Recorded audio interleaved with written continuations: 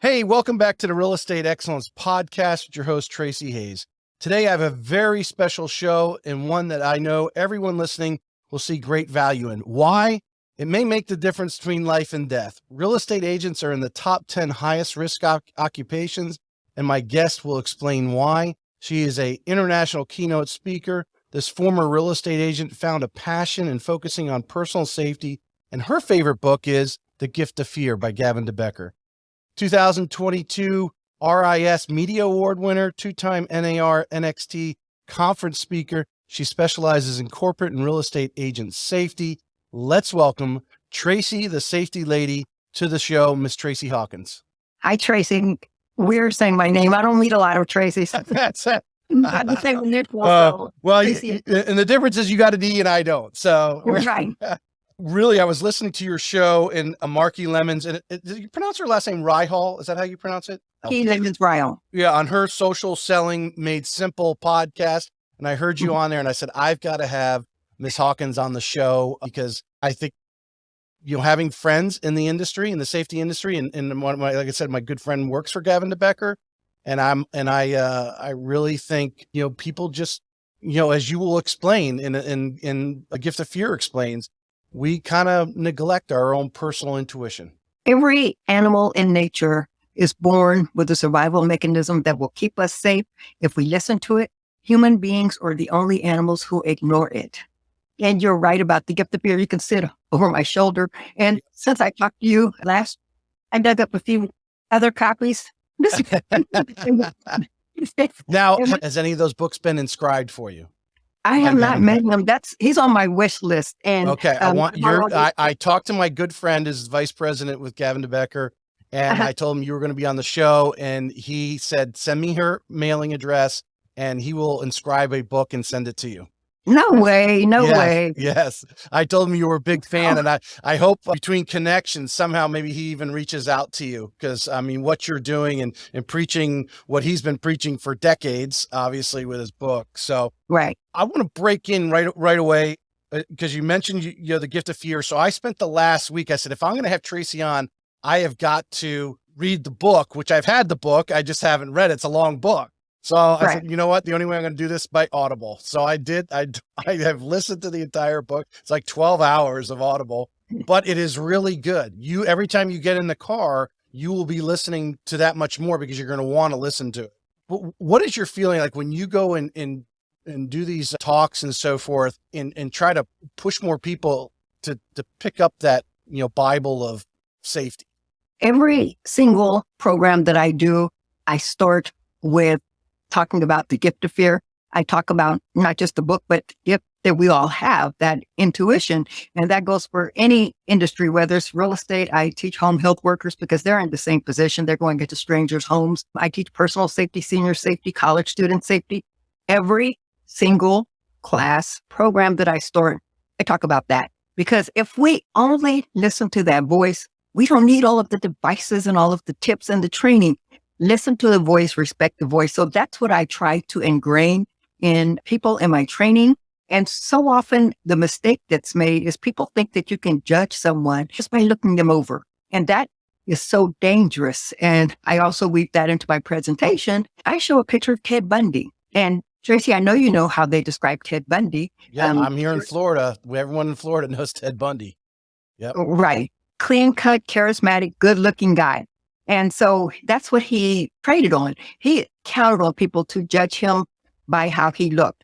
And that is, as a notorious serial killer, that was dangerous. So I'm telling people, you have something better. You have an internal voice whose sole job is to keep you safe. It has no other purpose other than to warn you when you are in danger. And every single one of us has a story where we either listened to it or didn't listen to it. All of us have a story about it. So that's the number one thing that most people have to understand is that we just need to listen and respect that voice. 100%. When I first got out of college, I went to the Citadel, the military college of South Carolina. So I was in Charleston. And one of the first jobs I had was in the plant that I was working in. It was a polyester fiber making plant. It was in Lake City. Well, outside Lake City is a little place called Cades. Cades is basically a post office, rural South Carolina, but can't remember who the serial killer was.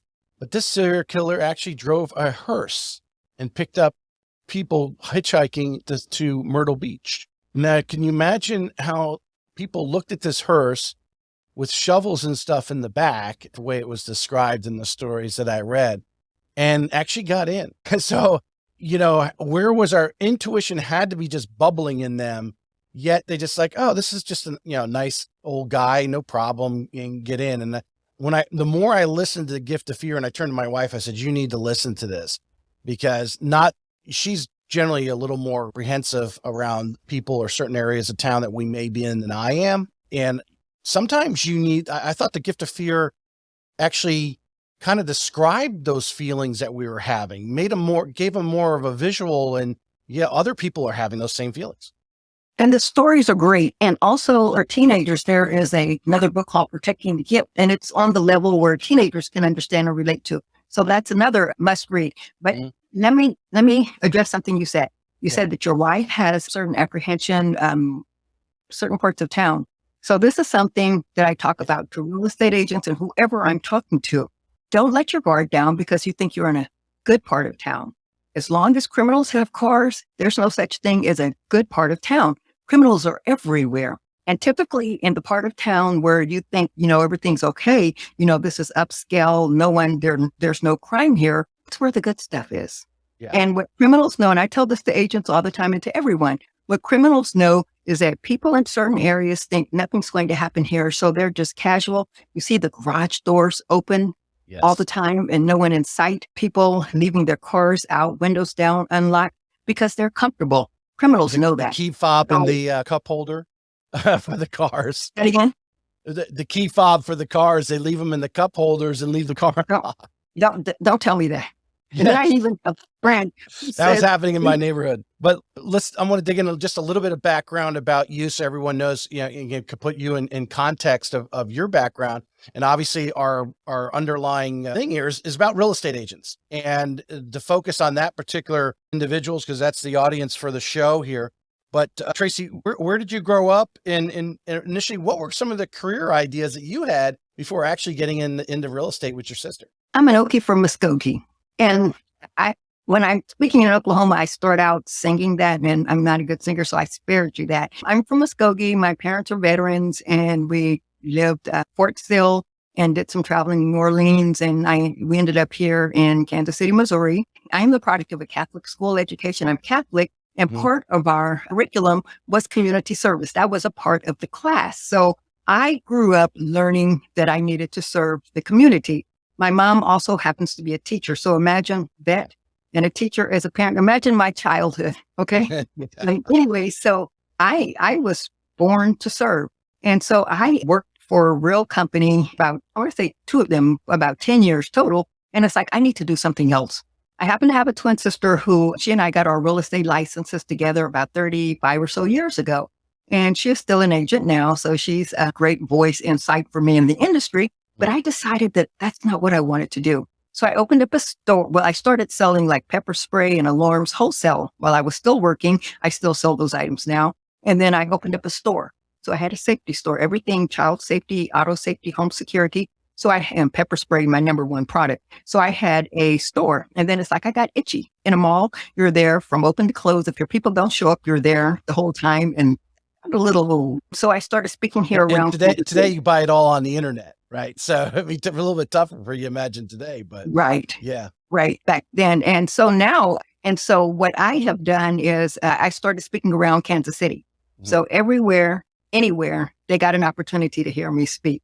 And then next thing you know, it was national. So I was traveling out of town all over the country speaking. And then, of course, 2 years ago, the pandemic happened. Yes. And then my speaking took a stop for a minute. And then next thing you know, virtual. I invested. I got myself a studio, and then I did probably more programs on Zoom or virtually than in real life. And then now it's kind of sort of evening up. I'm doing real life, I'm doing virtual, and I'm doing hybrid. So this is the wave of the future. I can reach more people this way. So if I heard correctly in your conversation with Marky, you actually created a designation for real estate agents. And are you the only, I think if I recall, there's other people that are also teaching that course as well now, or you're the only one that actually can teach it? And oftentimes people say, hey, can I teach your classes? Can I do what you do? And what I do comes from 27 years of knowledge from working as a real estate agent, from absorbing anything and everything safety and security related. So no one else is teaching classes that I teach. I have people who are inspired by my classes and they do share my information and they credit me. So that's fine because the goal is to reach as many agents as possible. That designation was born out of needing to be able to make a living teaching safety. Safety, and I heard someone say this, and I'm kind of feel weird saying it, but I heard it like 3 times in 1 week. Safety isn't sexy. Agents aren't lining up to take safety classes. Agents are lining up to take social media classes, the video classes, lead gen classes, but no one's lining up to take safety classes. And so I had to think, I've got to make a living doing this. This is all I do. I don't do it part-time. I don't do it on the side. I am solely focused on safety. So I contacted an education director and said, hey, I'd love to come talk to your agents. She said, Tracy, your information is so important. She said, but it's not a good business decision. And I couldn't understand it. She said, if I invest in you, that's good for me because agents only show up for training that teaches them how to make more money. Right. So after I picked my jaw up off the floor, I got realistic. It's like, okay, how do I make safety profitable? So I created my designation. And the designation, it's a 2-parter and it's a CE class, a full day of CE. The first part of it is we're talking basic safety practices, the basics of screening, showing how to host a safe open house, how to do everything in a safe manner. But the twist is I'm teaching you not only that, but how to do it to serve the consumer and make more money. So I tell you how to be safe as an agent, but then I'm saying, here's how you protect the consumer. That includes the buyers, the sellers, even FISBOs. And on the FISBO, I created a tip sheet, 13 tips. And I tell agents when I had to add lead gen into it, Tracy. Right. So I'm saying when you see a FISBO sign, they don't like you. They don't respect the work you do. So don't bother knocking on their door, calling them. However, here's where it becomes of service. Take this FISBO tip sheet that I've created for you, staple your business card to it, hand it to them, put it in their door, mail it to them. And it has things like, don't open your door for strangers, which is the first thing they're going to do. So I tell them, the sheet explains how to screen, how to show. That means to make sure that you always let the person looking lead and don't let your escape route be blocked. Let someone know when you're showing, get valuables out of sight, medicine out of medicine cabinets, jewelry out of jewelry boxes, paper, financial documents, everything out of sight. And by the time they get to number 13, this FISBO, who thought all I have to do is put a sign in the yard, how easy is this? By then they're realizing that they're putting their families, their possessions in danger. So guess whose business card rises to the top of the stack? The one that's had. I was listening to you tell Marky this same exact thing in the details that you were going in. And I'm like, wow, we're not even thinking about that. And right. Again, that would go back to my wife. She's generally one of those, obviously afraid of identity theft and those type of things. And we don't even realize what we're doing when those FISBOs are allowing these people to walk through their house. You mentioned in there, and I have a question. I just want to, I imagine there's a good answer for it, was your prescriptions in your, I guess now that I asked the question, I assume the first thing is that someone doesn't actually take a prescription that may be harmful to them or harmful to others, or obviously prescribed to you under, some of our pain prescriptions are can only take a limited amount, but people sell them out the back doors for money and that kind of thing. So I imagine you're going in there and doing that kind of thing. That's now that I asked the question, I'm thinking part of the answer. Is there any other, what are some other things in the house, whether you're FISBO or whether you have an agent right now representing you that that agent isn't telling you, but you need to be going around that, obviously you hear the horror stories. Anything and everything of value out of sight.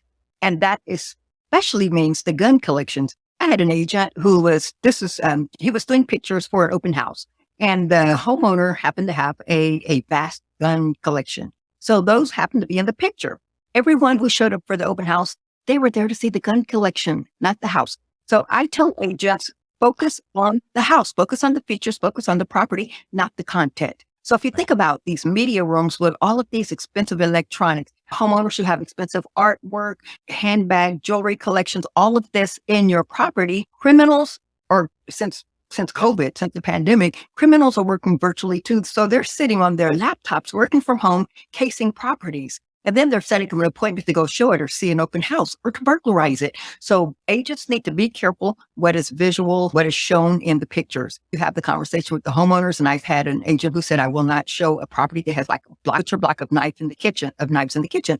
So anything of value. People don't think about the expensive electronics that their kids leave laying around, their little game deals and their cell phones just carelessly laying around the house. When the house is open, you have to have the conversation with your sellers. I can't control who's coming in. So anything and everything of value needs to be out of sight. Yeah.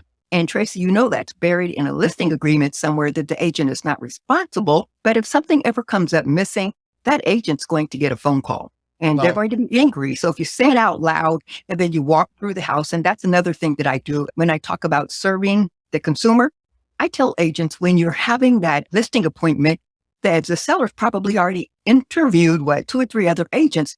Here's how you stand apart. And I have a theme that is called leading with safety. Every conversation, every interaction with the consumer needs to have safety woven in, because whenever someone decides they're going to put their house on the market, think about it. Even if you or I decided we're going to put our house on the market, then you're all of a sudden thinking there will be strangers walking through my house. And so think about a seller who knows hundreds of people will maybe walking through. I tell agents to start their listing appointment, not talking about net proceeds, not talking about anything except safety. Walk in with your checklist. We're going to walk through. I'm going to look at the property, but I'm going to tell you how to keep it safe and your possession safe while it's on the market so that you keep your family safe. So you're talking about the smell, getting all of the smell out of sight, not just aesthetically. You're talking about shrubs and bushes being trimmed back so that people won't provide a hiding place for criminals. You're talking about personal pictures on walls, kids' soccer or sports schedules on the refrigerator door. You're talking about depersonalizing the house from the safety standpoint. You don't know who's going to walk through. So we don't want them to see our kids, our daughters, our family pictures on the wall. We don't want them to see where we're going to be, because stalking is a big deal in this industry. So the point you made with Marky, and I think it was like, people don't think about it, is like you said, the schedule on the wall. I know, obviously most houses, if you got kids, and they're all involved in activities, you got some sort of board or something that's saying, hey, on Wednesday at 3:00, we got this, we got that. And if those things are in the picture, or people are walking through the house, they're able to, they could be casing the joint for all you know. You don't know. And you have to have that mindset on the wall, whip out their cell phone, snap a shot real quick. They don't have to write anything down. It's a whole different mindset. And Tracy, that's one of the reasons why and I'm trying to say this delicately, but let me just say it. In the safety industry, we don't value expertise. It's an industry of talking heads. And that concerns me. If someone says, oh, I'll talk about safety, or Susie Smith can read a PowerPoint, we'll let Susie talk about safety, or we don't want to pay for safety, so we'll just let a staff member talk about safety. No. Safety, this is an expertise. This is something I live and breathe. I know the stories. I know the numbers. So that's what I'm saying. You need to have someone who lives and breathes it. So then they don't tell you stuff that doesn't make sense. And most people wouldn't think about, the pictures and the schedules, but that's what I think about. That's what my job is to think about it. Yeah, 100%. What led you? I mean, you started in real estate with your sister 35 years ago. Was it just serving that really kind of, you were trying to find a way to serve others within the industry and just saw this void? I mean, what really led you with safety being your passion?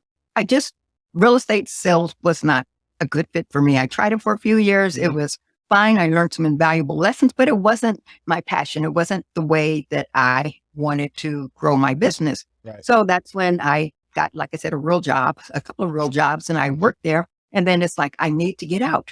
I was the girl, I'm an avid reader. So I read every entrepreneurial small business magazine you could imagine, in all of them. And I started noticing a theme. People were talking about safety business, self-safety products, or open safety kiosk or whatever. And it's like, aha, that's a business where I can really help people. That's the community service part of it. I can really give people information to be safe. And it's a market that's untapped. There are not a lot of people doing it. So let me jump in with both feet. And so that's what I did. And even now, there are not a lot of people who do what I do.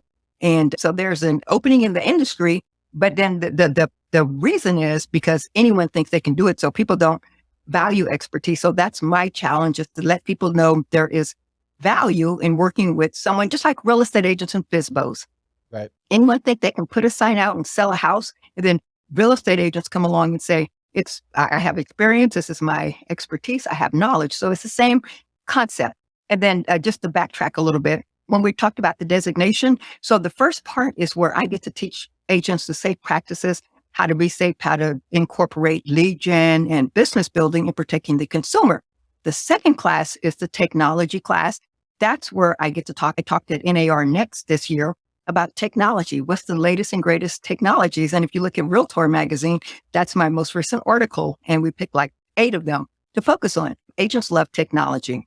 But in that second class, I also talk about cybersecurity, and that's a big deal. Data security, not only agents protecting themselves from scams and frauds, but again, protecting the consumer. That's my theme, lead with safety. Not only keep yourself and your information safe, but protect the consumers. I talk about frauds and scams that real estate agents are victims to, also consumers, so that agents educate them. So that is the second class. And after they have a full day of classes, they earn the designation. And I want to say about 700 agents have completed that. And so I created something that didn't exist because I saw a need. And along the same lines, the broker manager owner certification class. No one's out there talking to brokerages about being safe and reducing liability. And again, here's another story. A real estate agent was murdered. And after that, her family sued the real estate company for negligence. Sure, they can sue everybody. Yeah. So exactly. They said if there was some kind of safety training, then she wouldn't be dead today. So my light bulb went off again. It's like, let me offer a class, how to not get sued successfully. So I get to go in and talk to brokerages and owners. And it's like, this is what you need to keep your office, the 4 walls safe, the equipment inside, the people inside, how to have safe practices, what to do in case of a natural disaster or a man-made disaster.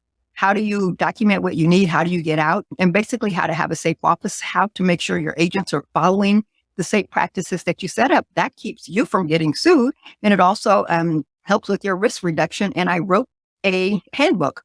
It's the only broker manager owner office safety policy handbook in the industry. And I want to say about 200, maybe 250 brokerages have taken that certification training. And so my goal in doing programs like yours, talking to people like you who are interested in safety, is to let people know that there's not just one safety class. I have 13 classes. And well, I want to dig in a little bit with you here on a couple of these things, because you were going through, and then because I obviously broke down by listening to your conversation with Marky some questions and so forth, and you brought up several things. The booklet you create, is that specifically, or do you have, because I'd love for you to send me some of those. Obviously I do about 8 podcasts a month. Typically it's a top real estate agent. Typically they're team leaders or brokers as well. They're very influential in the area. And I want to get something in their hand. And obviously, it's kind of that thing. You're Catholic, I'm Catholic. I mean, I feel from our Christianity that I've heard a word and I need to spread it. And exactly. And he put us together for a reason.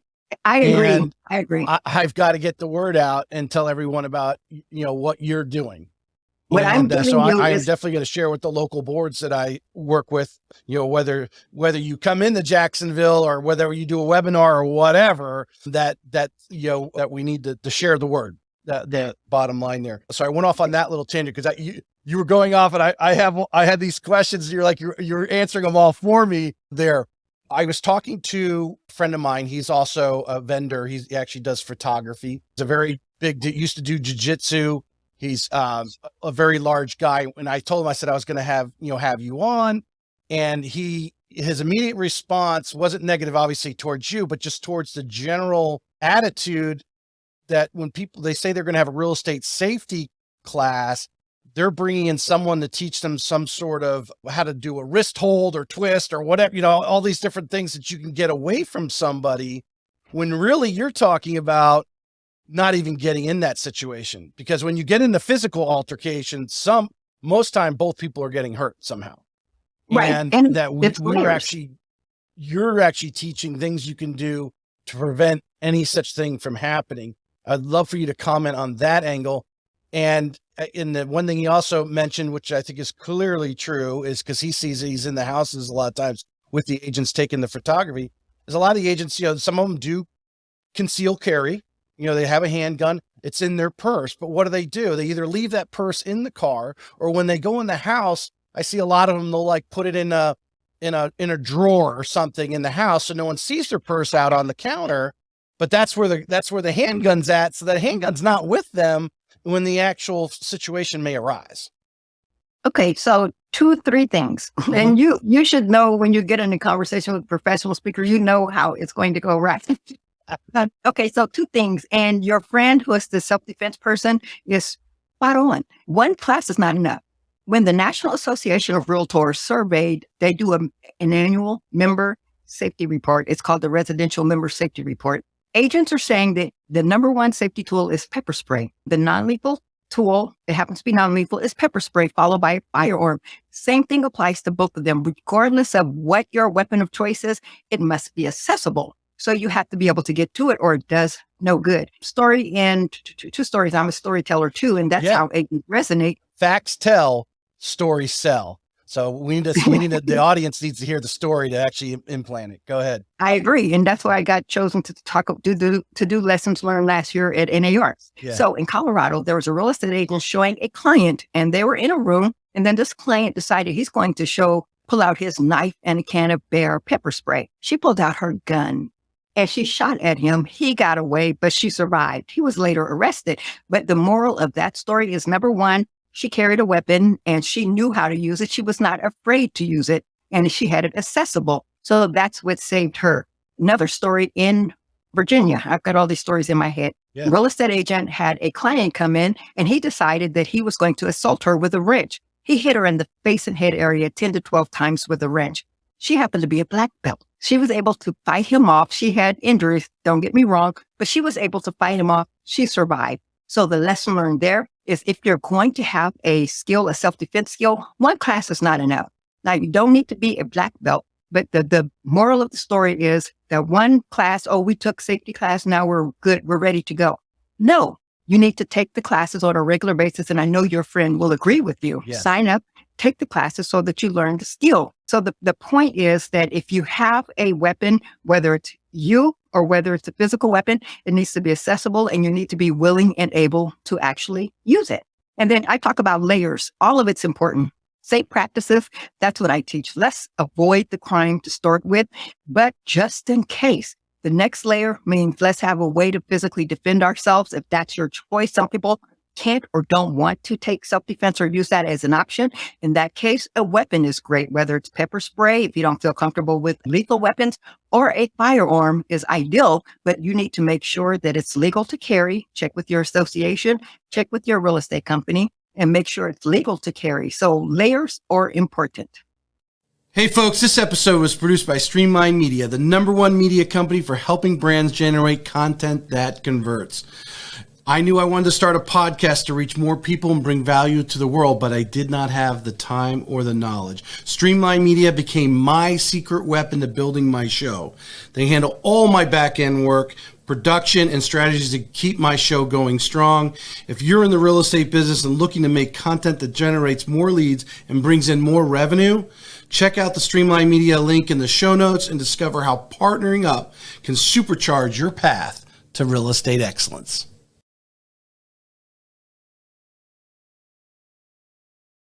I want to make this point, and I know you would agree with me, whether the black belt she was consistently doing her thing. So when it came time, she could act swiftly and with confidence. These 1 hour or 2 hour class where they're trying to show you a couple of moves and you do it once or twice, that's not going to help you when you're under that fear situation, that I'm sure Gavin DeBecker talked about, that you're up against the wall and you got to act now.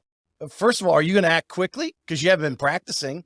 And I think that also goes to the handgun. Pepper spray, I guess, is just having the confidence to use it. But, someone pulling out a handgun and confident use it quickly and swiftly, that takes practice. You gotta go and do that stuff. The Navy Muscle, SEALs, muscle what is memory. it? They pull that gun out 10,000 times before they ever start showing them how to shoot it. The same thing, Tracy, muscle memory. With the self-defense, if you take more than one class, you take it on a regular basis. Sign up for the whole series. The one and done's not good enough. So muscle memory, it will come to you when you need it, but you have to practice. Same thing with pepper spray. You can't buy it and just hope it works when I need it. I tell people when I'm selling them, before you even walk away, I'm going to make sure you know how it locks, how it unlocks, that you need to test it. We'll talk about where you test it outside, make sure it's not windy, and you need to know what you're buying. There's a difference between mace, tear gas, and pepper spray. Know the difference. You need to know what happens when you get sprayed. So it's not a one and done. None of this is one and done. It's just like on the gun range, you have to go on a regular basis. So same thing with the safety practices. And so many people say, oh, I know real estate safety is all common sense. What I say is if it's common sense, that's the wrong safety class. It needs to be more than common sense. Common sense is that instinct that we're born with. But you need to know safe practices. You need to know the proper and safe way to do things. You can't just wing it and hope you get lucky, although most people get lucky. So they think, I'm good. I don't need it. I don't need training. And then the big guy thing. I can't tell you how many times I've had male agents say, I'm 6'2", I'm 250 pounds, I'm a big guy. It's like, I never get the female agents telling their weight and height, but the guys tell me that for a reason, because they're saying, we're good. Tracy? I wrote an article for Realtor magazine back in 2017. It talked about the 4 ways male agents put themselves in danger. And it was the most read article of the year. It won. It was the most read article of the year. Give us a couple of things. Give us a couple of things on what are the males doing? The reason when I ask males, it's like, why do you guys not take safety seriously? One of them said it's the machismo. We don't think anything's going to happen to us. Right. And the other one says, we're just stupid. Okay. But when I show a picture of the crimes against real estate agents, and I have a 2-screen, I put up boxes of the most recent crimes against real estate agents. Most of them are men, from assault to murder to robbery. Most of them are men. And it's because men don't think it can happen to us. It doesn't apply to us. No one's going to bother us. A gun is a great equalizer. Being caught off guard is a great equalizer. So no matter what size you are, gender, no matter what part of town, everyone is equally vulnerable. And it takes me showing that slide of male agents with their names, the dates the crime happens, to wake up the males. And the problem is there's a lot of males don't take safety classes because they don't think they need to. And it's like, right, you're the ones who really need to be here because your guard is down. So therefore, you're a target right now. Well, so you in these places you go and speak and the people you meet and talk to, they assume that sexual assault is probably the number one crime with real estate agents. That's a crime that affects women. But if you look at the stories about male agents, and I wrote an up-to-date article for RIS Media that talked about the crimes, I think that was in 2021, about, was it that year, this year? Anyway, the years blend in. But I talk about the most... After COVID, it's all the same. It really, truly is. It blends in. But I wrote about the most up-to-date crimes against male agents. And I'm telling you, robbery at gunpoint, being kidnapped. You're walking out of in Florida, Stefan Barbosa, walking out of a property. And here's a teenager who comes at him with a gun. Get in the car. We're going to the ATM. They went to 2 ATM machines. They took $500 out of each. After they got their $1,000, they killed him. Another male agent standing at a property with his clients, and within a couple of weeks, another teenager, pulls a gun, run for your life. So this agent, he had to think, do I run or do I take this guy on? He made the smart choice. He ran. He saved himself. And then there are agents, and NAR focuses on an agent who talks about how big he is and how he never thought it'd be a problem. He went to a property. He had his wife waiting for him in the car. He walked into the property to meet a client that he didn't know. He noticed that all of the bedroom doors were closed, and that was odd. All of a sudden, those doors opened. He was ambushed and beaten. And if you look at the NAR website, you will see his story, and you can see the bloody scars on his head. So it happens to male agents, no matter how big you are, no matter where. And when I have a class and they're male agents. Was like a listing appointment? He went to show a property. I was going to say, how did the people get in before? He went to show it, and he said it was odd. He had been in that property before. He couldn't understand why the doors were all closed. So obviously these criminals decided to break in, and they waited for him. He had access to the outside. Yeah. So they waited for him. And meanwhile, his wife was sitting in the car, not even thinking about it. And the area where male agents think safety comes into play is they say to the female agents, let me know if you want me to accompany you. I'll go with you. And it's like, you need to be careful yourself. And I tell agents, female agents, you don't have to wait for a guy to do that. Any agent will do. There's truly safety in numbers. So just two people, it could be another agent, it could be a female agent. And you never, ever have to show alone. There's always a new agent who will tag along open houses. You never have to host an open house alone. There's always an industry partner, a lender, a title company who would do backflips to co-host with you. So for every, I can't do it or it's not necessary, my job is to show you how it can be done in a safer manner and how to use it to build your business. I know you talked a little bit with Marky, and I'm sure the agents, in whatever beginning class, they talk about some of this stuff, but a lot of them obviously get lazy and don't do it. And when they're going on someone gives them a call and they want to see one of their listings or something, or, to get their driver's license. What are some of the things? And I know, and I wrote on here the 8 apps, because you had a thing on your LinkedIn, I think, said there's 8 different apps that you can get to run some sort of background check with some minimal information on someone. Right. Those 8 apps cover other things like robo killer for killing robocalls, document storage, money storage. So like Earnest for safely wiring funds in a safe encrypted manner. And then we talk about car lock, which is to keep your car safe. It lets you know if anyone's touching or bothering your car. But the one app on there that talks about screening safety is Forewarn. And Forewarn F-O-R-E, Warn? Is that F-O-R-E-W-A-R-N? F-O-R-E-W-A-R-N, Forewarn. Okay. And I'd say they're the industry leader. People need to understand what they do. So Forewarn is an app, and I advise everyone to check with your association or your company to see if they already subscribe and offer it to their agents. And if not, they do offer a individual plan for agents. And I've interviewed them several times through the years for different articles that I've written. And I even wrote for theclothes.com. I did talk about specific safety apps. So you can go there, and Forewarn is on that list. And I've written about it in Realtor magazine. So they're credible and they're predominant in the real estate industry. And let me tell you why I like them. And let me tell you what you need to be careful of. Forewarn will confirm an identity. If you have a phone number from whoever wants to look at properties, and then I also mentioned that you need to do this for sellers as well. Before you step foot in a seller's house, they're still a stranger. You're going to be behind closed doors with a complete stranger, as well as for buyers who you don't know who you're going to meet. Check them out. Forewarn will confirm if that's a real phone number. By that, I mean they will identify if it's a throwaway disposable phone. If they're criminals, they don't want to be tracked, so they may use a disposable phone. You're going to know that, and you get to make a decision whether or not you want to meet someone who uses a disposable phone. They will confirm the identity. They will let you know. They do some checks on social media accounts, and they want to make sure that the person is real, that they are who they say they are. They will also let you know of any criminal convictions. Now, there have been stories, and I'm trying to remember, I think it was the one in Las Vegas, where the real estate agent was assaulted while holding an open house. They eventually caught the guy, and then we looked at his record, and in the paper, they talked about all of the crimes he committed. If the real estate agent would have had a tool like this, and we never blame the victim, we're not blaming her, we're just saying, let's learn a lesson from this. So going forward, if you can utilize a tool like Forewarn and check out any criminal convictions of who you're working with, you get to make an informed decision if that's someone you want to work with. Right. Now, what I will say is it only has criminal convictions. There's a statistic that says that a criminal commits 11 crimes before they're caught. So that's not a foolproof manner. It just lets you know if they're convictions. You still need to do your homework. You still need to Google them. You still need to do your research, social media research. You still need to verify who that they are, who they say they are. The Forewarn will let you know of those convictions. It will also let you know of any financial issues, bankruptcies, any foreclosures, and any financial issues, so that you can determine, again, whether or not they're qualified to work with you. And then, so Forewarn is one of those tools that every real estate agent needs. So Forewarn is digging in. It's digging into the public record, because all that stuff, their convictions or if they've got a foreclosure or bankruptcy are public record.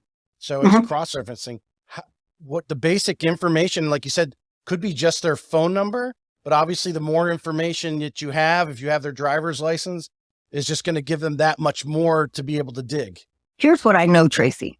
Before Forewarn and for years, we would tell agents to meet in the office and get some information. That means get a copy of their driver's license. And the goal of doing that is to increase witness potential. So if criminals know you have their driver's license, it's on your desk, they're less likely to victimize you because someone can hand that to law enforcement officials.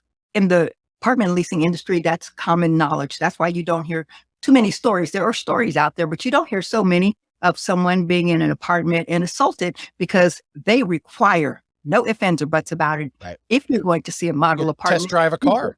You're going to go test drive a car in an auto dealership. They want your driver's license. No ifs, ands, or buts about it. But in the real estate industry, real estate agents don't want to offend someone. So agents would not meet in the office. Agents to this day will not ask for a driver's license.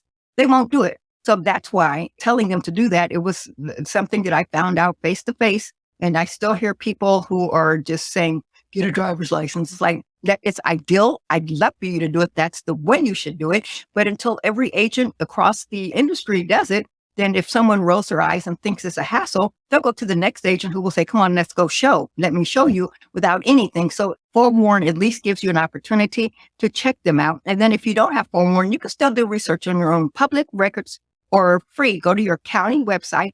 Make sure that that seller really owns the home. The person that you're going to be showing a buyer, make sure they own some kind of property, a vehicle, something. You want to be able to find something instead of meeting a complete stranger. And you can do it in a short period of time. And no, it's not a hassle. It's not a waste of time. We're talking about your life. So it's a whole mind. The forewarn app, how quickly does it come back?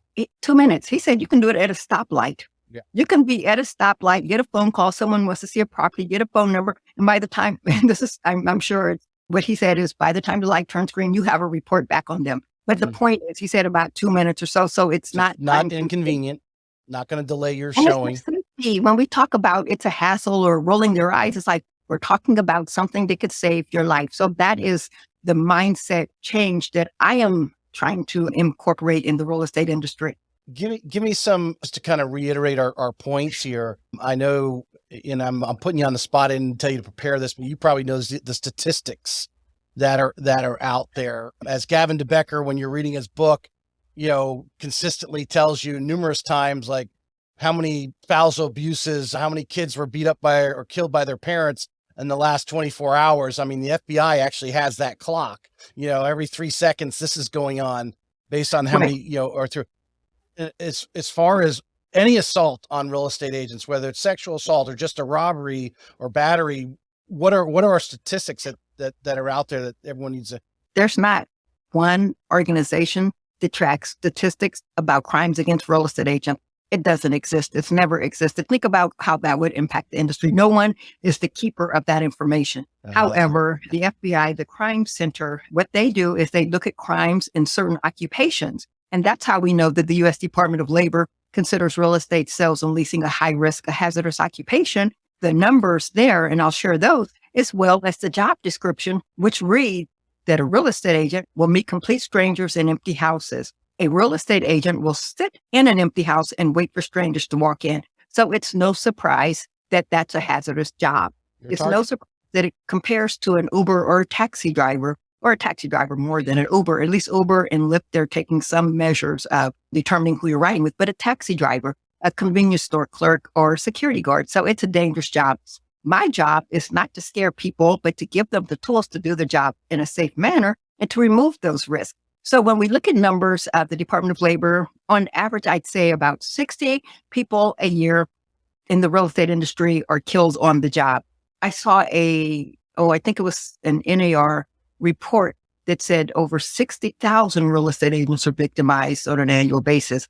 There are 1.5 some sort of crime, right? But whether it was the 60 that got killed and another 59,940. Two different sets of information. But then, if you think about it, there are 1.5 million realtors.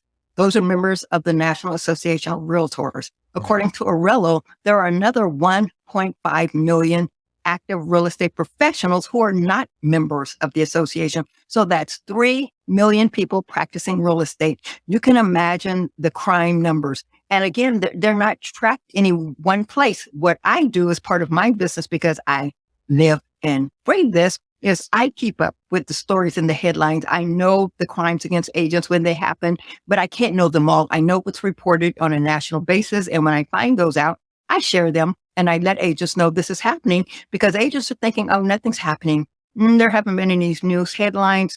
Nothing happens here. Nothing ever happens here. And I have to show them that it is happening. It's happening in places you don't think it's happening. It's happening to people, men, women, all ages. I had an agent say, oh, I'm old and ugly. No one wants me. And it's like, it's not about what you look like. It's about if you fit a certain criteria of a criminal. They may be looking for someone with a certain eye color, hair color, older, younger. We don't know. So everyone needs to be alert. And you'll notice I didn't say everyone needs to be scared. We don't operate from fear, but we operate from empowerment, knowing how to keep ourselves safe, knowing the safe practices so that we can move forward in our businesses. And not only that, let's use it to build our business. So we're making everybody safe, the consumers as well as the agents.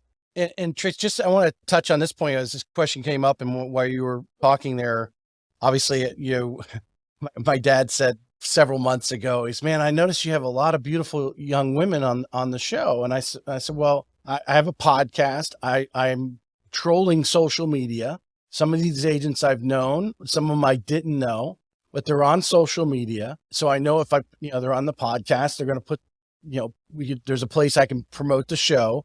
Oh, they can promote themselves. We cut reels and that sort of thing from it. And, that in this day of social media too, these stalkers, these people who want to do bad, I mean, they're watching you through social media. They're getting to know you too and your actions. A lot of times it's not like, hey, they woke up this morning on a Saturday and, hey, let's go find a realtor open house and assault somebody. They probably have done some homework on you and, are watching you, know a car you drive. So when they go by the open house, they only see your car there, and that probably tells them that there's nobody else in the house. These are type of things that, in our own way of, we want to promote the business, not to get away from it, because we need to move forward and not let these people deter our lives, but we need to take that time to do a little bit of due diligence to protect ourselves. We don't blame the victim, right? But there are people who give ammunition to those who target real estate agents. And there is a buddy of mine talks about being a predatory crime, that someone doesn't just see, oh, there's an agent, I'm going to, I guess I'll go attack them now. They study the agent. They look for the agent, they target them, and agents are giving ammunition to those. And it has nothing to do with how you look. If you look at the criminals or victims across all scopes, criminals of all ages are attacked or assaulted. Criminals, both genders, it's not about and I had someone say, oh, well, don't be blonde and pretty in this industry because that's what they want. Look at the pictures. That's the blonde's probably carrying the gun. The blonde's probably carrying the handgun, so stay away from her. Right. See, we can't make generalizations. We don't know that. But as far as the victims, anyone can be a victim, and it doesn't have to do with the prettiest or the youngest or the oldest. It doesn't matter. It just matters if you fit a certain criteria. And so the information that you put out there, no matter what your privacy settings are, privacy is a myth. No such thing as privacy on any social media. I don't care what your settings are. And that's something that I teach agents in my class about social media. No such thing as privacy. You need to control the information that you put out there. And that includes images. There are pictures of agents leading with sexuality, male agents and female agents, because they think that's how they're going to get the phones to ring. You need to keep in mind that there are those who have criminal mindsets out there who may be looking for that, and that might attract them. But then again, you can have agents who are doing the right thing, professional photos, professional posts, who are victimized. What you need to do is you need to make sure you're careful of the information you share on social media.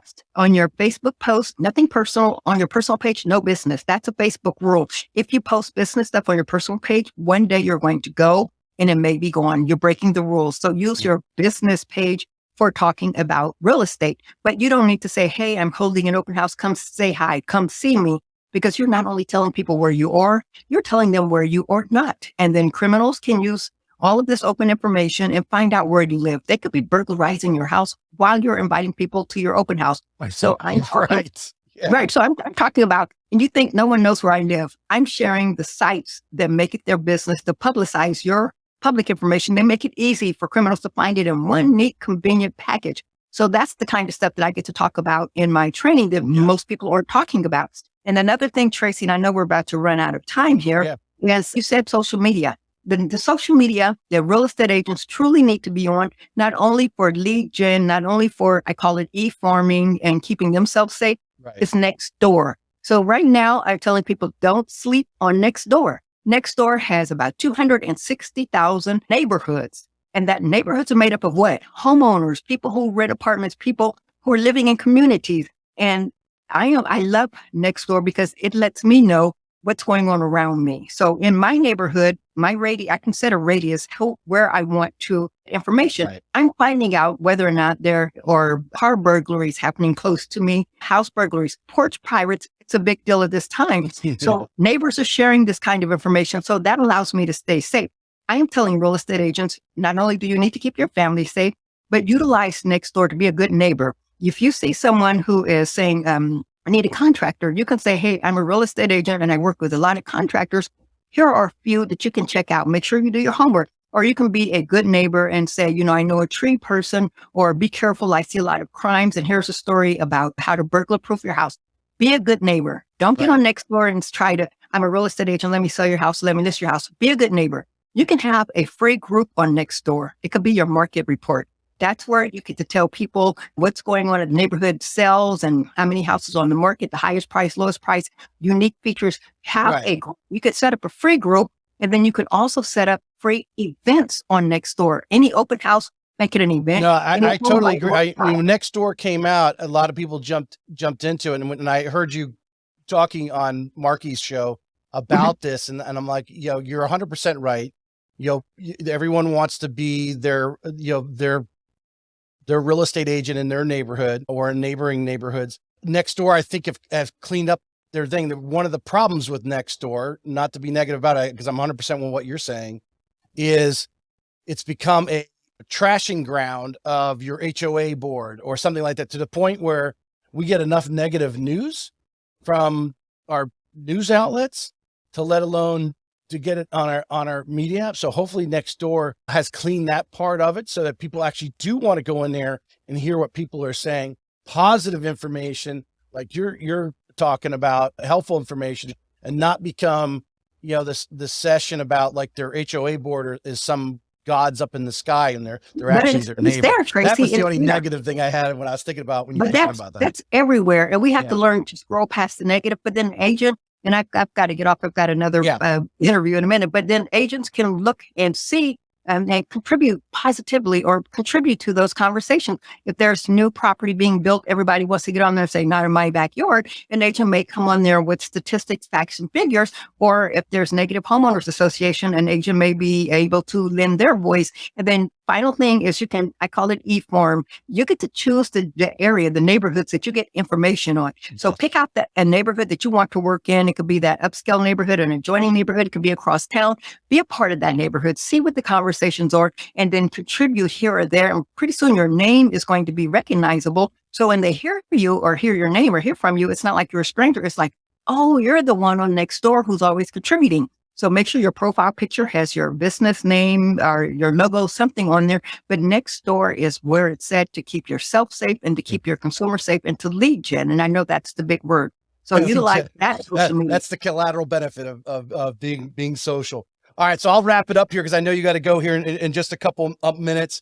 I'm going to put your contact information, but if anyone listening to the show, Tracy's right on LinkedIn. It's Tracey Hawkins, the safety lady. She's out there, but I'm going to put the information. It'll be in the show notes if you need to dig it up, or just simply contact me. I'll link you. I've got her email, to put you together. I'm going to put your word out to the local boards that they need to, have you in, whether it's just a webinar or something of that nature, or even some of these local teams that I know. This is just really valuable stuff. And I hope somebody got something from the show. Last question. Is it more important who you know or what you know, and why? I say what you know. If you're knowledgeable, you're educated, that empowers you so you can go anywhere, you can be comfortable, and you know that you can take care of yourself. So I say it's what you know. And I mean, that's how I make my living, teaching people. Exactly. I agree. I love it. And then also, but wait, Tracy, I want to give that FSBO safety, that PDF handout. I'm going to give you a link so people can link and download that PDF and start using it immediately. Staple your business card to it and start helping FSBOs learn the dangers of what they're doing, and then increase your chance of getting that listing. I'll do it. I appreciate you, Tracy. Okay, thank Hope you, your Tracy. next show is just as great, and look forward. And Marky's actually coming here on January 27th to speak at our RE bar camp on January 27th. And that's why I started listening to her shows, because I got her coming on next week. I wanted to have her on the podcast before she came and spoke in town. And then that's where I ran across your podcast. So she's wonderful. Hopefully this was a precursor to me coming there too. I did a virtual show for I think it was RDR. I did so many of them. So I would love to come there. So excellent. Tracy, you have a great day. I appreciate it. Okay, thank you. Bye, Tracy. Be safe, everybody. This may be it for today's episode of Real Estate Excellence, but we both know your pursuit of excellence doesn't stop here. To connect with the best of the best and really take your skills to the next level, join our community by visiting TracyHayesPodcast.com, where you'll meet more like-minded individuals looking to expand their inner circle and their personal experience. That's available at TracyHayesPodcast.com.